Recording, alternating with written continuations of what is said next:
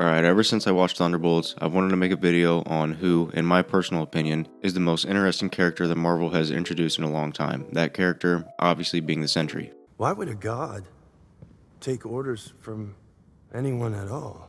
The dude is an overpowered tank, and so I wanted to talk about him in the MCU and some of the craziest shit he's done in the comics. In Thunderbolts, Bob Reynolds got his powers after he volunteered to be experimented on with a juiced up super soldier serum called the Golden Sentry Serum. There was actually a bunch of people that took it, and they all croaked. Except for Bob. Bob was the only one that survived. But before taking the serum, he was already a junkie who has a split personality and mental issues, and the serum made him into a beast, but it also enhanced his split personality into the Void. Sentry himself has a lot of powers, including super strength, crazy durability, what looked like some sort of heat vision type deal, flight, super speed, and telekinesis. And then, if he is somehow killed, you fucked up, because he turns into the Void, which has all those powers, plus like some sort of reality warping, which makes him pretty much unstoppable. In the movie, he's stated to have the power of 1,000 exploding suns, and that he's stronger than all the Avengers combined. You could obviously argue this, but in my personal opinion, he fucks up like 90% of the MCU's top dogs just as the Sentry alone. He doesn't have a lot of feats outside of easily taking out a group of super soldiers while looking unamused, but just the fact that he has telekinesis and super speed already puts him ahead by a mile. I've talked about this before, but these two powers are overpowered, and he has both. If he's fighting any character that can't fly, he could just pick them up with his telekinesis and throw them into space easily, or just grab them and fly them into space. And even if they can fly, he could just freeze them with his telekinesis, fly them up into space, and then throw them into the sun. Or, if they need to breathe, he can just cut off their oxygen and pack them up.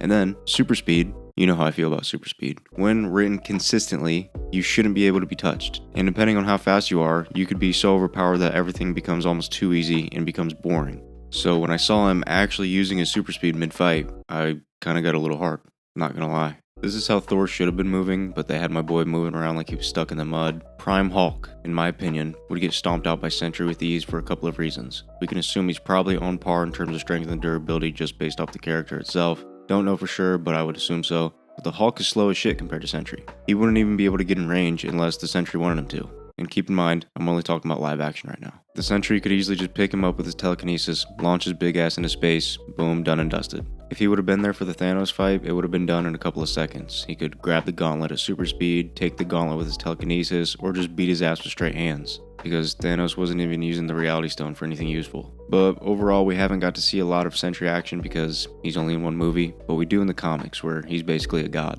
And so I want to go over some of his best fights there. Not going to delve too much into the whole story, mainly just the fights. In New Avengers Volume 1, Electro breaks into Rikers, which is a secure prison that holds the most dangerous villains. Electro frees all the prisoners in there, and then all hell breaks loose in the prison, and Luke Cage, Daredevil, Foggy, and Jessica Drew are on the lower level because they came here to see Sentry, who turned himself in after thinking he packed up his own wife. But before they get him to help, Carnage breaks out and starts fucking shit up alongside other villains, and it looks like everyone's toast. But Sentry finally grabs a hold of his nuts, grabs Carnage, flies him up into space, and just rips him in half like he's nothing. And then up top, Spider-Man, Captain America, now Luke Cage, Iron Man, Jessica Drew, most of them are getting their asses beat, except Luke Cage, he's chilling. But they can't contain this, and it looks like they're all going to get taken out until Sentry comes down and stops the fight solo dolo. After this, Sentry joins the team again because he never actually packed up his wife, and pretty much any situation where the team can't handle it, they just call up Sentry, who comes down, handles business in seconds while barely trying because he doesn't want the Void to take over. He fights this dude Terrax, who is destroying the military. Sentry just grabs his cosmic axe, takes it away, breaks it, and then casually tells the dude to leave. A little later on in the story, the Hulk and the Sentry go to the negative zone together, and there the Void comes out and easily breaks every bone in the Hulk's body. I should also mention, the Hulk isn't afraid of shit, but before going to the negative zone, he was asking if the Void was going to be in there because he doesn't like him and he's scared of him. In this story, Bob also learns that his wife is cheating on him with her yoga instructor. Bob has super hearing, and this chick is on the phone talking to the yoga instructor, talking about some, "I want to come see you, it's just complicated." And Sentry obviously hears this. Days later, she's doing yoga, and Buddy is grabbing her from the back, getting right up on her. I mean, just look at this shit. And Bob walks in on it. Bob plays it cool and meets Ramon, and Ramon has the audacity to say Lindy's a good student. Very flexible. Your husband is the most powerful superhero on Earth and has mental issues and a dark side, and you're cheating on him. You one dumb bitch. I understand we didn't actually see Ramon laying pipe down on her, but the context clues are there, bro. A couple days go by, and on the news, it shows that an airplane randomly crashed into some apartment buildings. Turns out, those apartment buildings were where Ramon lives. And Lindy's kind of freaking out and is like, is there anything you can do? And Bob just tells her, I'm sure he's okay. Evil. Don't blame him though. Also, this technically wasn't the Sentry, it was the Void who did this, but still. When he's in full control of the Void, he was actually being a hero, saving tons of people every day and effortlessly taking down villains, and everybody loved him. Then we jump ahead to World War Hulk. Little lore for this, basically, Reed Richards and a few other heroes tricked Hulk into getting on a spaceship and sent him away because they thought he was too dangerous. He ended up on Sakaar, where he lived an awesome life and had kids and a wife, but then the spaceship that brought him there blew up and killed everyone. The Hulk thought that the Avengers did this, so he got a ride back to Earth for revenge. He was destroying everyone. This wasn't the MCU Hulk. This was a Hulk that the more pissed off he was, the stronger he was. He took a bunch of heroes and essentially made them fight in an arena. Sentry sat this out for the most part because he and the Hulk are boys, but once the Hulk took it too far, Sentry decided to step in. He flies through the Hulk ship and destroys it, tackles Hulk and they fly through buildings. Sentry starts piecing him up, which sends him through buildings. They're trading juicers that are destroying the city. Then the Sentry uses his power to blast the Hulk, which it looks like it wipes out most of the city. And the Hulk is relatively unfazed by this, which I feel is kind of stupid considering he ate a punch to the lips from the thing and it actually drew blood. He was also being injured by the military. I think they were hitting him with like adamantium bullets or something, but you know what I'm saying. Not that this Hulk isn't an absolute tank, but like, Sentry could have just flew his ass into space so the city doesn't get destroyed, but whatever. They continue to punch each other really hard, and then they revert back into their regular forms. And that's that pretty much. The heroes that were like standing around watching, they all somehow survive, even though the punches were destroying the city. Not sure how that works. I'm not the biggest fan of this fight just because the writing was kind of just not the greatest, and what I'm about to get into later makes the Sentry being an equal to the Hulk in this fight make zero sense. Without getting into too much detail, after the events of Secret Invasion, Harry Osborn makes a team of villains as the new Avengers in the Dark Avengers comic. He manipulates Sentry into joining the team by making him think he's doing the right thing, and he's going to be saving lives and making the world better. And so the Sentry becomes their main weapon for the worst situations. When Sorceress Morgana Le Fay, I really hope I'm saying that right, easily overpowered Doctor Doom, the Dark Avengers pulled up to help. Bob flies down and instantly grabs her and packs her up in one motion. But this chick isn't from this timeline, she's from the past, and can just bring herself to this time like however many times she wants. So after learning a spell that can take out Bob, she pulls up and takes Bob out. But then after the fight, the team comes back to find Bob casually floating in front of the tower. He somehow came back to life and no one, not even he himself, knows how he did it.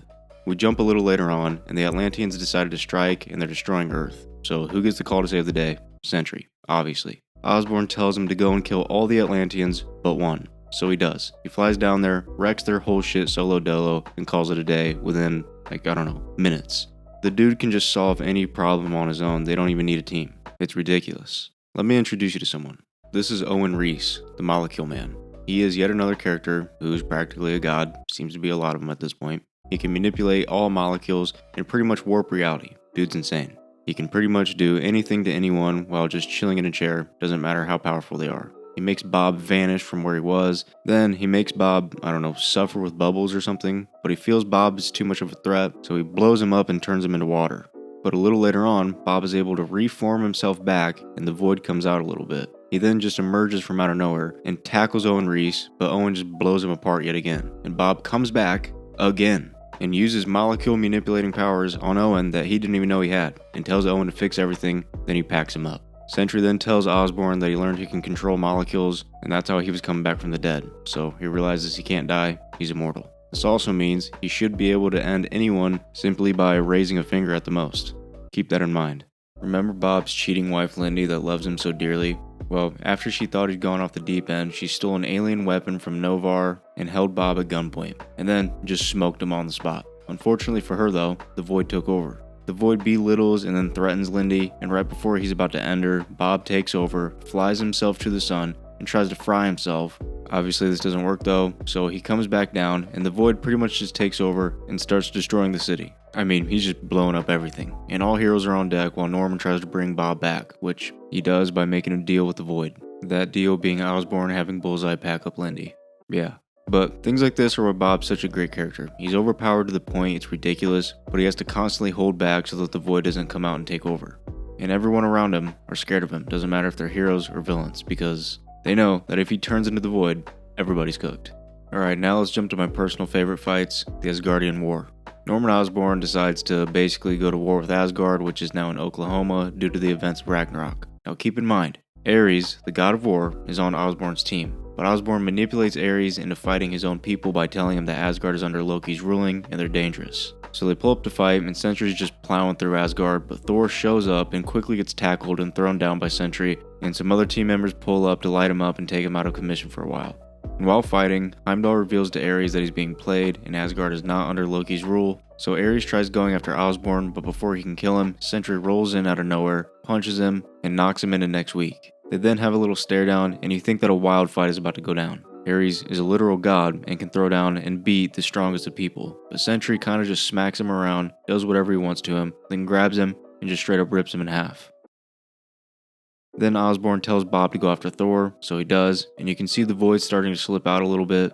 Sentry lets Thor have the first hit, which knocks him back but deals no damage. But while that happens, Osborn starts getting his ass beat, so he tells Bob to let loose and just go full on. So Bob flies through Asgard and just destroys the whole place, and then the void is fully unleashed. And he pretty much just starts taking out everybody. But Loki's able to use the stones of Norn to get everybody juiced up and fight back. Doesn't make much sense to me when we learn Bob can essentially warp reality and manipulate matter. Everyone should be toast instantly, but I guess then the heroes wouldn't win. So they all fight back, but even Thor's lightning does nothing, and when the Void figures out that Loki is juicing everyone up, the Void grabs him and rips him apart. Tony takes control of Osborn's ship and uses it to nuke the Void, which decimates everything and brings back Bob. Bob begs to be packed up, but when Thor says no, the Void comes out, so Thor uses his lightning to fry Bob dead. It doesn't make much sense to me. The power levels in these comics are honestly so inconsistent that it's kind of baffling. Bob can survive flying into the sun and fighting the Hulk, but a ship blowing up hurts him and Thor's lightning ends him. This is bullshit! But yeah, that was the end of Bob. Well, he comes back later on, but technically he does die here. Other than some inconsistencies on how powerful he is, he's a pretty dope and well-written character.